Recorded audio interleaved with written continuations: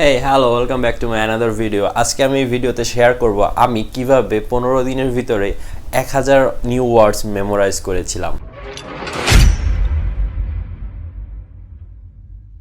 ভিডিওটি শুরু করার আগে আমরা ছোট্ট একটি গেম খেলে নিই। আমি স্ক্রিনে দুইটা শব্দ দেখাবো, আপনারা শব্দ দুটো পড়ে নেবেন। তো লেটস স্টার্ট।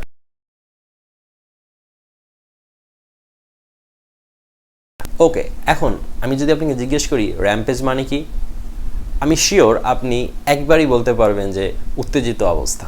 কিন্তু আমি যদি আপনাকে জিজ্ঞেস করি ফরটুইটিস অর্থ কি, আপনার একটু কষ্ট হবে বলতে, কারণ এই র্যাম্পেজ ওয়ার্ডটির সাথে আপনি পূর্ব পরিচিত, কারণ এই নামে একটি খুবই জনপ্রিয় মুভি আছে। আর ফরটুইটিস আমাদের জীবনের প্রথম ওয়ার্ড, আর এটার সাথে আমরা একেবারেই পরিচিত না।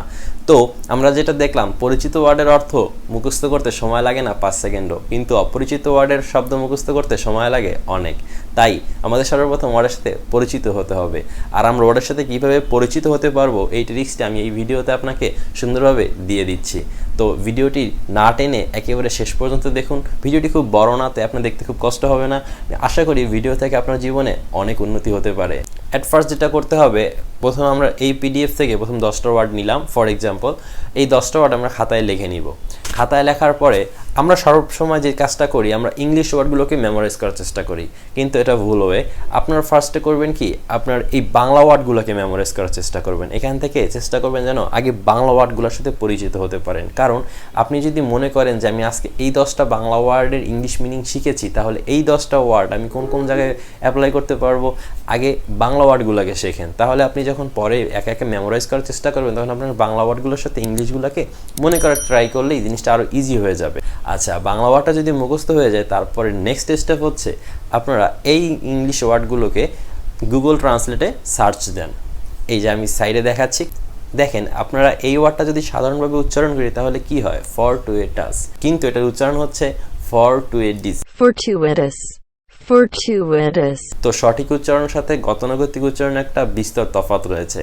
আর এই তফাৎটি যখন আপনি পড়বেন, তখন আপনার মেমোরিতে খুব সুন্দরভাবেই গেঁথে যাবে। কারণ আমরা যখন এই ওয়ার্ডগুলোকে মেমোরাইজ করার জন্য পড়বো, আমাদের ব্রেন আমাকে শুধু 20% দিবে, কিন্তু যখন এই নতুন ওয়ার্ডটার উচ্চারণটা শিখতে যাব, তখন ব্রেন চিন্তা করবে আমি তো ভুল জানতাম, এই ওয়ার্ডটার উচ্চারণ এরকম হবে, হায় রে আমি তো জানতাম না, তাহলে এই নতুনটা আমি শিখে নিই। এই কারণে আপনার ব্রেন তখন আপনাকে 100% ফোকাস দিবে। এখন এই কনসেন্ট্রেশনটার কারণেই আপনার ওয়ার্ডটা আপনার ব্রেনের মধ্যে গেঁথে যাবে খুব সহজেই। তো আপনি এই ওয়ার্ডটাকে এই ফোনের সাথে 10-12 বার রিপিট করেন, ফরটুইটিস, এইভাবে আপনি এইভাবে ওয়ার্ডটার সাথে পরিচিত হওয়ার চেষ্টা করেন। নেক্সট স্টেপে কী করবেন, আপনি পরের ওয়ার্ডটা পড়া শুরু করবেন। এইভাবে মনে করেন প্রথম 10টা পড়া হয়ে গেল। প্রথম 10টা পড়ার পরে আপনি যদি মনে করেন যে আমি খুব বেশি টাইম দিয়ে ফেলেছি, আপনি রেখে দেন, কোনো সমস্যা নেই, মুখস্থ হয়নি কোনো ব্যাপার না। আপনি চেষ্টা করতেছেন, মনে পড়তেছে না, কোনো ব্যাপার না, কিন্তু ট্রাই করবেন যেন বাংলাগুলো মনে থাকে। ইংলিশটা মনে রাখার কোনো দরকার নেই, বাংলাটা মনে রাখতে হবে ফার্স্টে।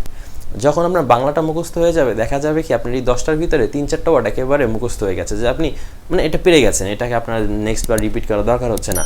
তাহলে যেই ওয়ার্ডগুলোকে আপনার কঠিন মনে হচ্ছে, সেগুলোকে আপনি আবার ফ্রি টাইমে রিপিট করলেন, ধরেন আধা ঘন্টা পর, 1 ঘন্টা পর, আবার একটু কাজের মাঝখানে, আপনি ফোনে যেহেতু আছে, তারপরে যদি আপনি অফিসেও জব করেন, কাজের ফাঁকে ফাঁকে দেখে নিলেন কি, আবার তারপরে করবেন কি, এই ওয়ার্ডগুলোকে আপনি সুন্দর সুন্দর বাক্যে ট্রান্সফরমেশন করার চেষ্টা করবেন, যেই বাক্যগুলো আপনার দৈনন্দিন জীবনে প্রয়োজন হয়।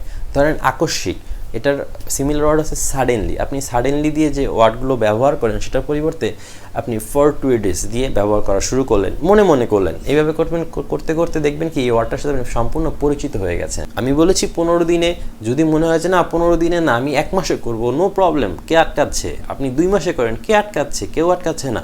আপনি 2 মাসে না, আপনি 1 বছরে করেন, কেউ আটকাচ্ছে না। কিন্তু আপনি জীবনের 1টা বছর ইংলিশের পিছনে দেন, আপনার বাকি জীবনটা it will be very smooth. আপনারা যদি এই 3টে স্টেপ ফলো করেন, আর যদি একবার মাথায় রাখেন যে একটা 2 বছরের বাচ্চা যদি যে কোনো একটা ল্যাঙ্গুয়েজ শিখে ফেলতে পারে, তাহলে আমি কেন পারবো না?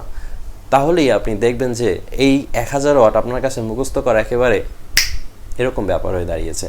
সো আজকে ভিডিওটি এই পর্যন্তই। আমি ভিডিও বেশি লং করি না, আমি ট্রাই করি টু দ্য পয়েন্ট ইনফরমেশন আপনাদেরকে দেওয়ার জন্য। আমার ভিডিও যদি আপনার ভালো লেগে থাকে, অবশ্যই সাবস্ক্রাইব করবেন, আমাকে সাপোর্ট করবেন, অ্যান্ড আমার চ্যানেলে চোখ রাখবেন, কারণ আমি সবসময় আমার চ্যানেলে ইউনিক ভিডিও দিয়ে থাকি, যে ভিডিওগুলো আমাদের ডেইলি লাইফে খুবই ইফেক্টিভ। ভালো থাকবেন, সুস্থ থাকবেন এবং আমাদের চ্যানেলের সাথেই থাকবেন।